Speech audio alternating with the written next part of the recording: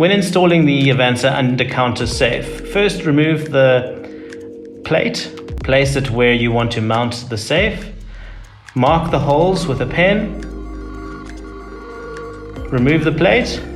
Now you're ready to drill the holes to mount it. Now that you've installed your under-counter safe, you can mount it by sliding it onto the rail underneath your point of sale. You lock it in place. Once you lock it in place, you'll see it cannot be removed. It's secure, it's mounted to the point of sale. Now, throughout your shift, you can continue to drop cash throughout. You can drop 5 notes at a time. The canister can hold up to 400 notes.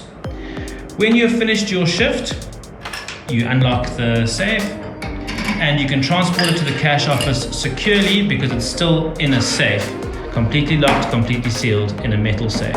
You can use the manager's key to remove the cassette from inside.